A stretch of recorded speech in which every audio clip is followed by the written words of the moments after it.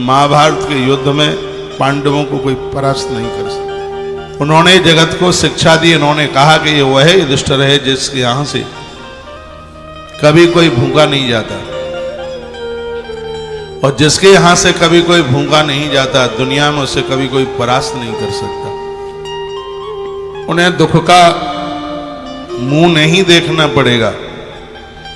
तो दातव्यम भिक्षते चान्नम ब्राह्मणाय महात्मने, वह बड़े बड़भाग्य भाग्यशाली हैं जिनकी देहली से मांगने वाले, भिक्षा मांगने वाले कभी खाली हाथ नहीं जाते। कुटुंबम पीड़यत्तापि आत्मनुभूत मिच्छता। एक बात और मैं निवेदन करूंगा, आप कमाते हैं, दूर रहते हैं, घर से दूर रहते हैं, खूब कमाते हैं, लेकिन आपके घर में बुजुर्ग हैं, बूढ़े हैं, माता पिता हैं, दुखी हैं, और उनकी क्षुधा की तृप्ति नहीं है, उनकी भोजन की व्यवस्था नहीं है। ऐसे बहुत परिवार मैंने देखे।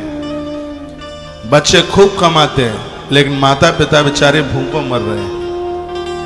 तो वह लोग चाहे जितना भी दान पुण्य कर लें, उनको कौड़ी बराबर भी नहीं मिल सकता। ये महादेव के शब्द, यह भगवान शंकर बोलते हैं। कहते हैं यज्ञ करने का बहुत बड़ा फल है, लेकिन यज्ञ से भी ज्यादा यदि कोई फल है तो भूखे को भोजन कराने का बहुत बड़ा फल है। इसमें मेरी बड़ी श्रद्धा।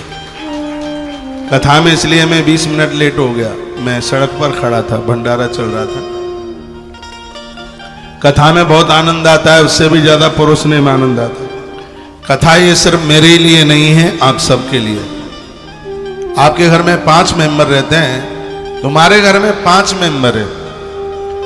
जहां घर में 5 लोग भोजन कर रहे हैं और 5 की जगह पर तुमने इतना बना लिया है कि उसमें 7 भी कर जाएंगे तो तुम्हारा 5 पैसा भी ज्यादा नहीं लगेगा। कभी भी आजमा के देख लेना, इतनी बरकत होगी।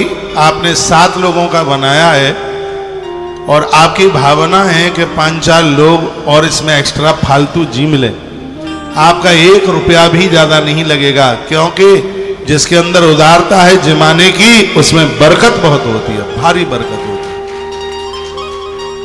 कल का भंडारा इतना बड़ा था, वो तो आप जो साक्षी रहे उन्होंने वहां देखा होगा। इतनी बड़ी गौशाला के प्रक्षेत्र में कहीं पाम रखने को जगह नहीं थी।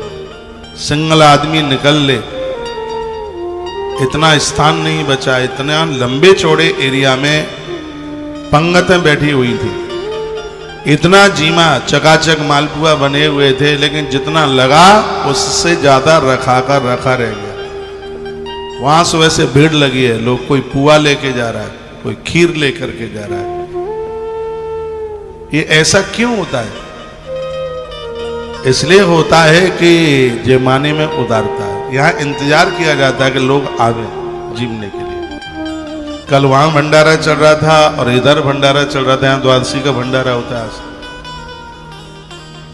अभी भी सुबह से आनंद हो रहा है। रात्रि को 11:15 बजे तक भंडारा चला। 11:15 बजे तक लोग जीमते रहे, तो भी भगोने मटर पनीर और पता नहीं काय का। सुबह मुझे बच्चा बता रहा था, महाराज जी भगोने पतीले भरे हुए रखे। मैंने कहा अन्नपूर्णा मैया सिद्ध होके बैठी है, गौ माता के चारों चरणों में चारों पुरुषार्थ बैठे हुए, कमी कैसे आएगी? ये लगता है कि कमी आ जाएगी। अरे आपके कनस्तर का आटा कम नहीं होगा। आप इंतजार कीजिए, लोगों का इंतजार करो। आप आपकी देहली पर झीमने वाले लोग आए, इतना सब जगह खर्च कर देते हो। अरे आपकी घर की रोटियां किसी अतिथि का सत्कार बन जाए, भूखे का आहार बन जाए, मुझे लगता है कि आपसे माला माल कौन हो सकता है। आपको जन्म पत्रियां दिखाने की जरूरत नहीं पड़ेगी। जिसके घर से कभी भूखा नहीं जाता, मत्स्य पुराण के बारह पुराण कहता है कि उसके घर में पितृदोष नहीं रहता उसके घर में। और जिसके घर में पूज्य लोग आते हैं, उनके चरण धोए जाते हैं, उनके घर में वास्तु दोष नहीं रहता। खाली जन्मपत्रियां दिखा करके पितृदोष दूर कर लोगे, वास्तु दोष दूर कर लोगे तो कुछ भी नहीं, पैसा और खर्च हो जाएगा, कुछ नहीं होगा। इतने उदार बनिए। आप मेहमानों का इंतजार करते रहे, अपनी ननद का इंतजार करो, अपनी बेटी का इंतजार करो, अपने गुरुजनों का इंतजार करो। वो आपके यहाँ आते रहें और आपको चूल्हा सुलगाने का मौका मिलता रहे।